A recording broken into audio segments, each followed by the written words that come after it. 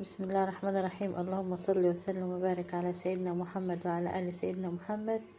هنعمل النهاردة أحلى كنافة بالكريمة. جميلة جدا، جميلة. خفيفة، يعني مستوية كويس. حشوة خفيفة من جوه. تغيير يعني عامة غير الكنافة العادية اللي بنعملها. زي ما احنا شايفينها، هي بتطلع القطعة قطعة يعني. ما تتبهدلش مننا خالص. بتبقى لو انت عملتيها في لضيوف او اي حاجة بتبقى حاجة بتشرفك يعني. وادي شايفينها ما شاء الله مستوية كويس وواخدة شربات كفاية. اول حاجة بنحضرها اللي هي الكريمة، عشان بنديها فترة انها تبرد. قبل ما نطلع الصينية نحضر صينية الكنافة. كوباية لبن، معلقتين سكر كبار، معلقتين كبار برضو نشا، وذرة فانيليا صغيرة. وكل دول بنقلبهم على البارد كويس خالص خالص. وبعد كده بنبدأ نحطهم على النار. الأول بنبدأ على نار عالية، وبعد كده بنهدي النار شوية ونستمر في التجليف فيها عشان ما تكلكعش مننا. زي ما احنا شايفين اهي منتهى الجمال. انا ما بخليهاش تتقل خالص، بتبقى سايلة شوية، لان لما بتبرد بعد كده بتريح بتتقل شوية. زي ما احنا شايفين اهي سمكها في منتهى الجمال. مش بتبقى تقيلة خالص كده، لا، حلوة كده، كريمي كريمي خالص. طبعا في بنضيفنا لها معلقة قشطة، اللي هي وش لبن، معلقة وش لبن كده يعني. بتطعمها وبتديها طعم جميل في منتهى الجمال يعني. واحنا عارفين ان الكنافة كل ما نديها حاجة فيها دسم وكده بتبقى نكهتها اعلى واحلى.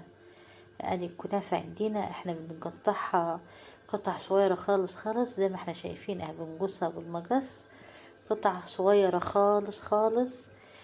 تبقى ناعمة زي ما احنا شايفين اهي. واحنا محضرين طبعا معاكي من نص كوباية لتلات ارباع كوباية سكر بودرة. دي نص كوباية سكر بودرة اهي ضفناها. وبنحط برضو ذرة فانيليا زي ما احنا شايفين اهي. ونبدأ نفرك السكر ونشربه في الكنافة زي ما احنا شايفين كده. السكر ده اللي بيديها القرمشة بتاعتها وبيخليها تلون اللون الذهبي الجميل. وادي كوباية السمن ببدأ أشربها للكنافة بالتدريج. زي ما احنا شايفين كل قطعة في الكنافة لازم تكون شربت من السمنة. لما تشرب كويس السمنة، هي حلاوة الكنافة انك تديها سمنة كفاية او زبدة او اي حاجة انت بتستخدمي يعني. ايه طبعا احلى حاجة اللي هي السمنة، وبالذات السمنة البلدي او الزبدة. وادي شربناها كويس وجبنا صينية بندهن الصينية برضو كويس خالص سمنة. زي ما احنا شايفين كده بندهنها خالص حروفها وجوانبها كويس. ونبدأ نحط نص كمية الكنافة في الصينية. ونجيب حاجة أصغر من حجم الصينية نبدأ نضغط الكنافة زي ما احنا شايفينها كده. لازم نضغطها الضغطة دي.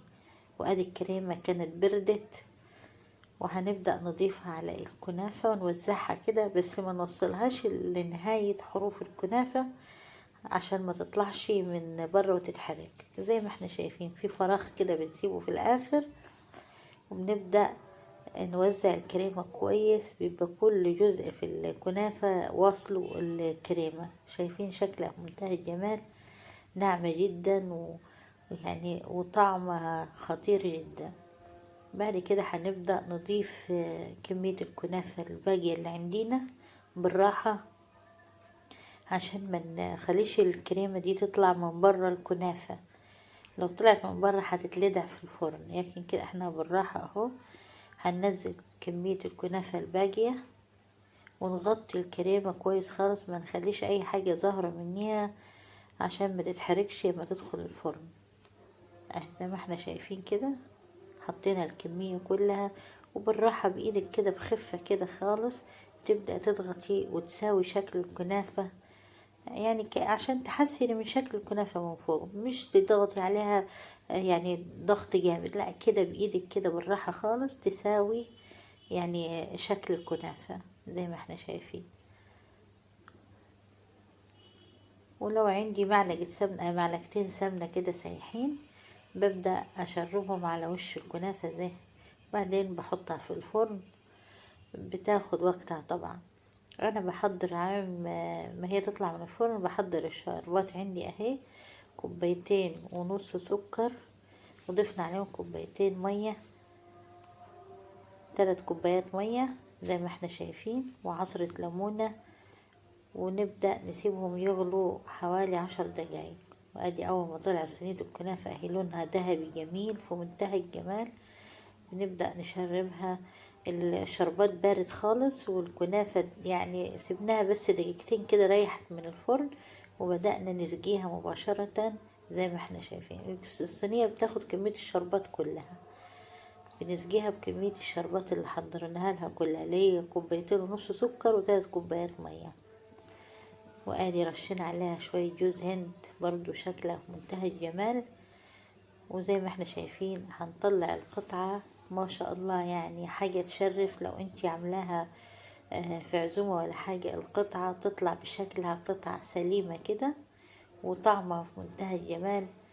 سكرها مظبوط، يعني الجمال والطعامة كلها في الكنافة اللي احنا شايفينها دي في منتهى الجمال. وما تنسوناش في الشير واللايك لقناتنا نومتها عشان ننزلكم كل جديد. شكرا.